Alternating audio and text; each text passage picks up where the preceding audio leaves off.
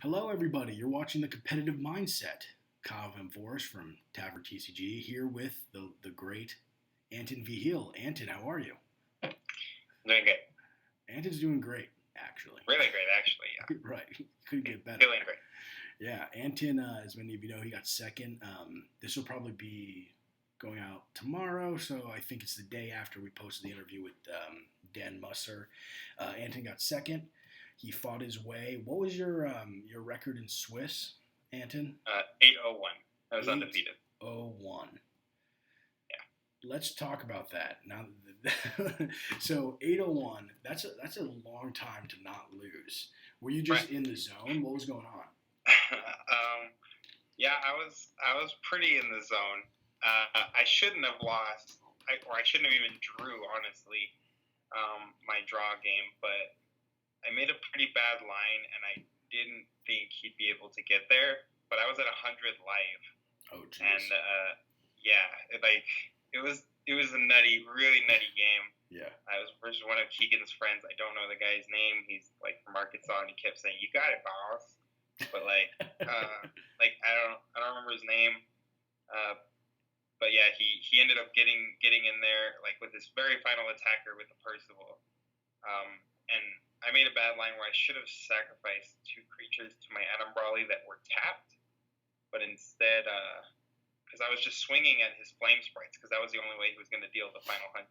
Right. So I was just trying to get in there on those Flame Sprites, and I should have sacked the 2 tap things for my Brawley instead of, I think I tapped 1 sack thing and 1 ready thing, and I should have just left the cats, and I would have been able to block, and I would have been able to, I don't think I would have been able to win, but I would have been able to, because we were in turns, right. And I made that play during turns, and I shouldn't have done that. But I mean, it was a draw. He got game 2 in turns, so we ended up drawing. Yeah.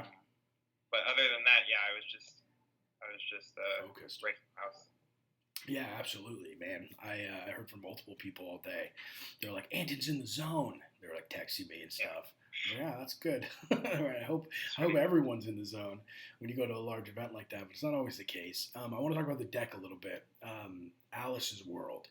This was the first major event right after the errata. One, what do you think the effects on the deck? What effect the errata had on the deck? But then also, why did you feel that it was still a great option to bring to Dallas? So the errata had an effect on every Reflect deck, consistency-wise, but not so much as I would say it had on Alice's World, because Alice's World still, you still have the orbs, you still have a lot of draw power, right. So you still have a lot of consistency. The main issue was that on the defensive, you didn't have that pump anymore.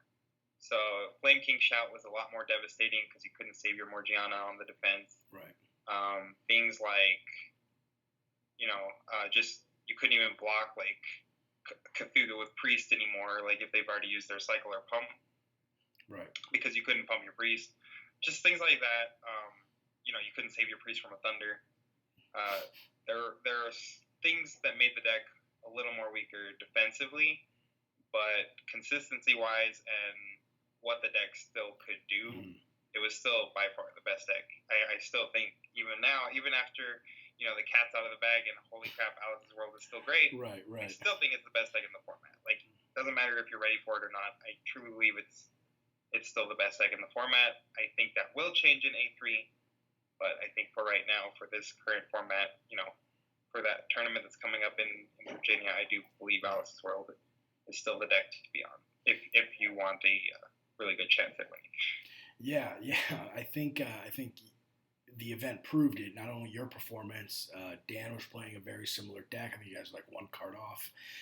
Yeah, we were a couple cards. Yeah, a few cards off. Who else? The guy who got third also was playing Alice's World. So I think it showed strong that it is still a really powerful deck. And people were really hyped on Necromancy in the Lancelot, right?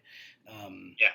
They call it Necrolancy, where it's just you're trying to pump up Lancelot for near free, and kind of 2 for 1 your opponent or do a lot of damage. And those going into the event, that was a deck that you knew you were going to play a lot against. what going in there, like how did you prep for that matchup in deck building, but also just like in actual playtesting? So I mean, we I'm sure everybody knows, like, cat's out of the bag, right? We had like 3 robes in the main deck. I was expecting a lot of red. Everybody online post nerf was saying how nuts red is, how nuts Lancelot is now. And it's true, Lancelot did get a lot better because my 6s can't survive his snipe anymore because I don't have that, again, the defensive reflect anymore. So yes, Lancelot did get better. Necromancy is a good card.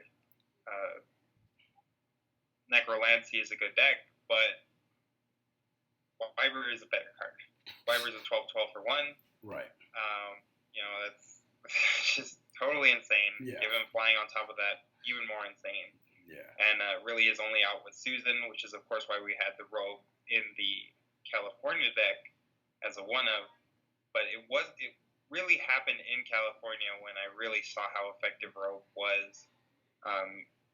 I was playing like an American Incarnate-ish list. Right. Prior to Cali, I had been testing that a lot. And when I got there, me and Adam Reiser played a couple games, and I was like, you know what, convinced me to play World for Cali. And yeah, he dropped like a robe, and I just realized like my deck couldn't do anything. Right. And I was like, okay, yeah, I think Alice World with robe in it seems really strong. That convinces me. So yeah, that convinced me. He dropped a robe, and I was convinced. So sure enough, I got on that same list, and in Cali, I saw it. I played Necrolancy even in Cali. I played against a couple of Necrolancy decks. I think for sure 1. I want to say maybe even 2, but for sure 1. And just having the single robe just shut down all their fire strategies so absolutely ridiculously. So I was like, yeah, man, like this is really good. So I knew people would not be on Alice World as much. First off, because it's just a hard deck to play, and I feel like a lot of people were playing it incorrectly, so they really felt like the power of the deck had gone down so much, because I don't think they were used to playing in the way that the deck should play in general, but also especially in the way that it should play post nerf. Right.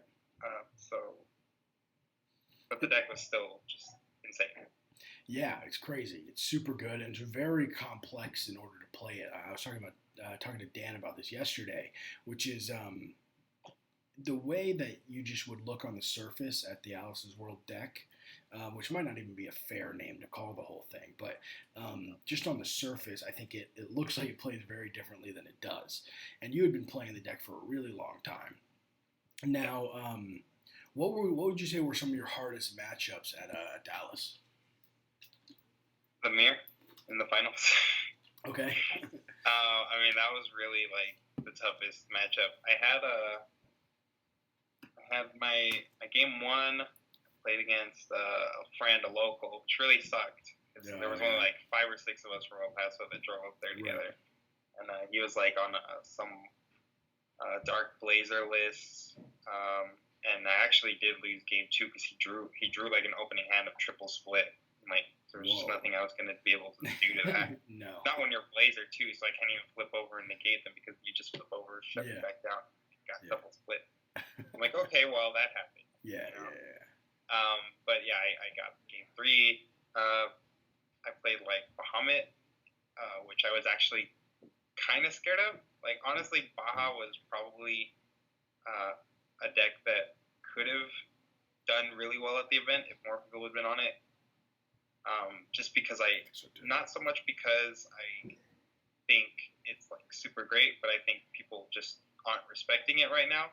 Right. So like nobody's running Scythe or anything anymore. So like a Baja Blast that gets like a really nutty hand, it's just gonna wreck face. Absolutely. I played that round 2. I did actually side the Blazer package.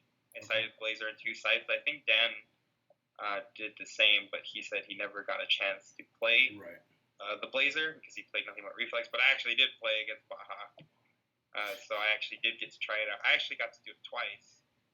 Oh wow. The other time was against Matthew Hawkins, Okay. And I knew that his team was doing like a red reflected sided into Baja. Right. And at that point in the round, everybody had already heard about it. So I just made the read and went into Blazer, hoping that he didn't know that I knew. Right. Or just assumed that I wasn't running a Blazer because I was an Alice World deck.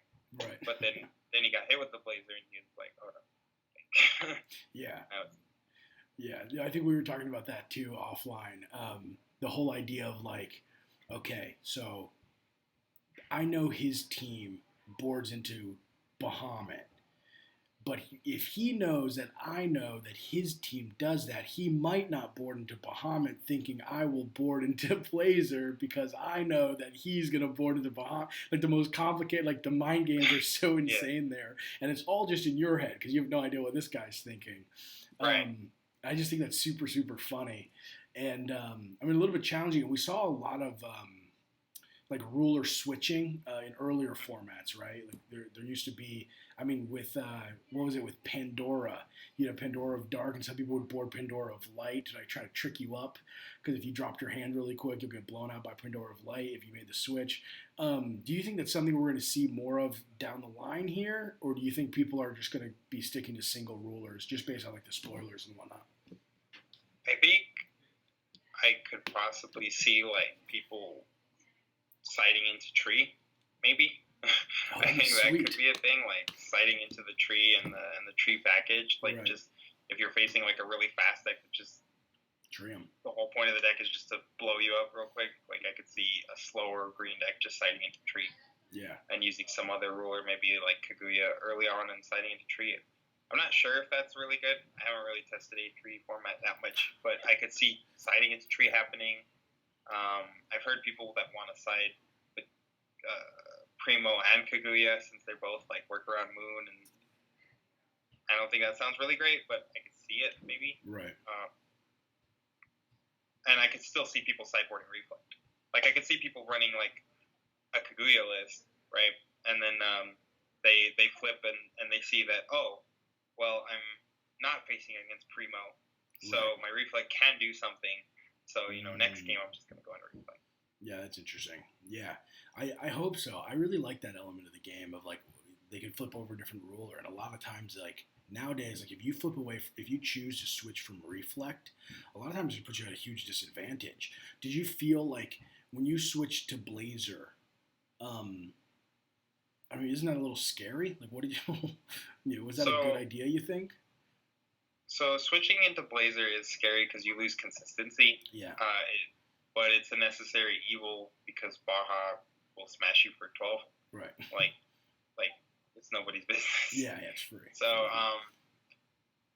but part of switching into Blazer that makes you not too worried is that your robe is always live. So like, you know, a lot of people are like, oh yeah, Blazer shuts down Baja, but you also, people forget, oh, Blazer also makes all my stones produce fire. And I have free robe with the fire reds in my main deck. So not only am I shutting down their Baja, but no matter what stones I hit, I'm casting a robe turn 2 for sure. Oh, that's huge. It's really clutch against red. Like, because Baja obviously is running like pretty much just red resonators. So on top of me shutting down their ruler, I'm also fixing my stones so that I can cast this card that shuts down every other card in their deck. Yeah, that's a really big deal, actually, that I hadn't thought about. So is the mulligan different then? Are you looking for robes in that matchup? Yeah, you're pretty much just looking for robe. You still want Scythe. You still need to start a Regalia. So you're really mostly just mulling for a Regalia so that you don't miss your rulers, Memorias. Right. But robe would also be important too, for sure. I think I started pretty standard when I did it against Hawkins. I think I just started with like a Scythe and a Priest or something. And I was just able to build up my usual advantage. I mean, I wasn't able to, cycle a bunch of cards, but pretty much all the cards in my deck at that point are relevant. Right. Because against red, your robes are always relevant, and then every other creature is just relevant.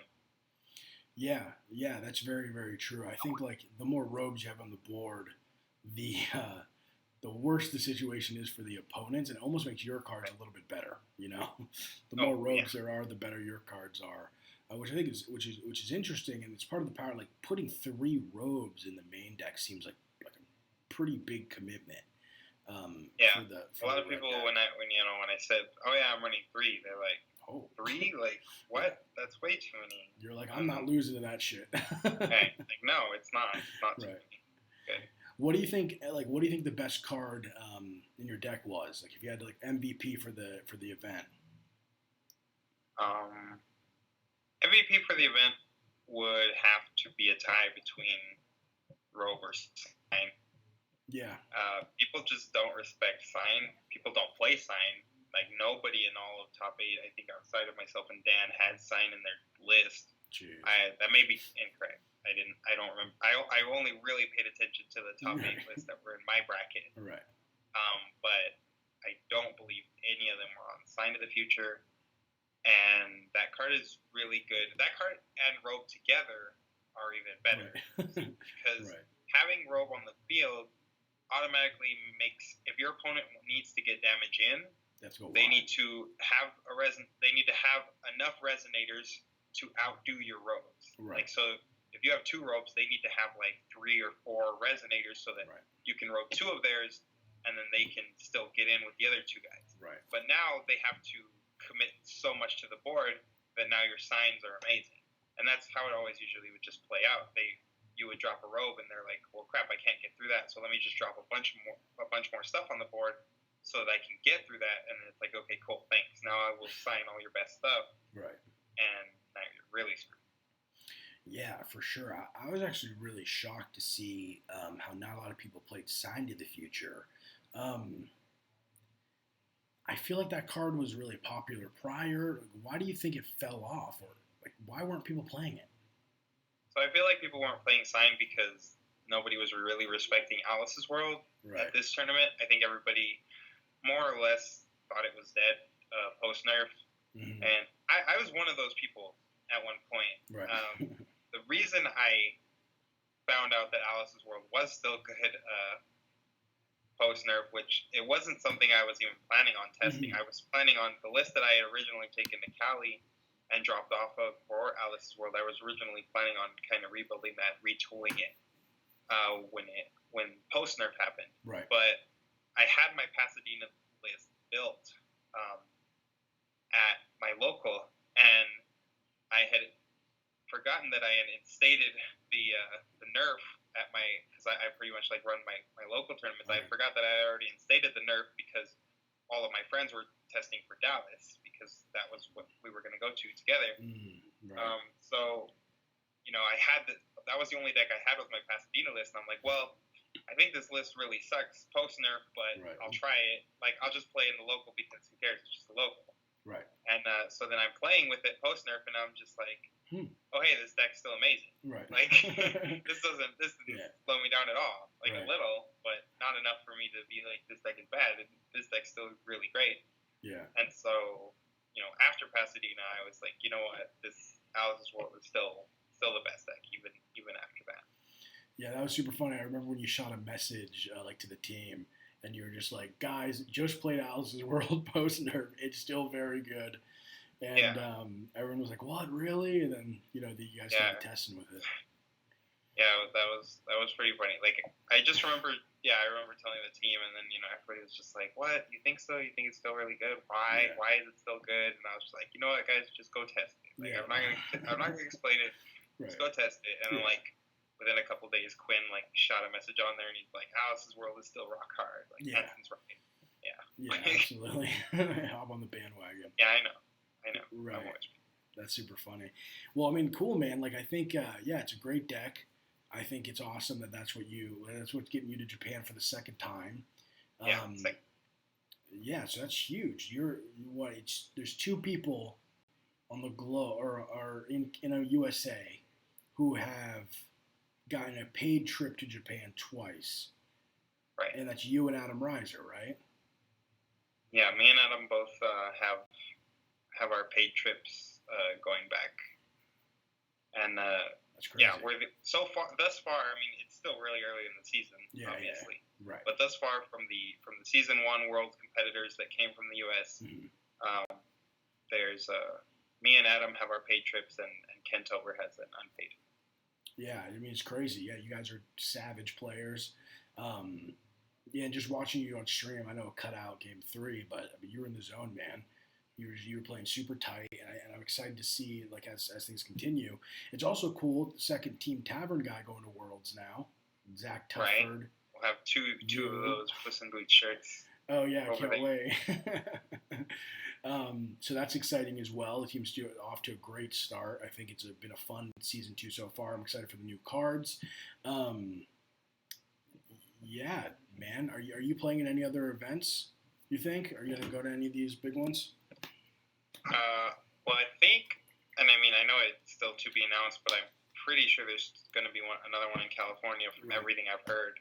Just don't have like finalized details on it yet, but I'd like to go to that one just because it's close, and I'm pretty sure my locals are all going to want to go up there anyway. Yeah. Close for them. So I'm pretty sure they're going to want to hit that one up, and if so, then I'll probably try and hit that one up with them, and then, come hang out with my buddy Kyle and Brian. Brian Lou. Braden will probably go. Yeah, we'll get a lot of guys down there again. Yeah, that'll be cool. Yeah, that'll be a good time. So we have the other Pasadena. I'm excited for them to announce that. Chaz Tanner from Team Tavern is going to be playing this weekend at Richmond, so everyone wish him luck. Antyn, thanks for hopping on here. Appreciate your time. Anytime. And yeah, guys, check out all of our stuff. Keep an eye out for Antyn. He'll be at Worlds, but I think you're going to bring the heat at Pasadena too. Or, I'm bringing the heat at every event. Yeah, wherever in California the next one is. You're going to bring the heat. I have a good feeling.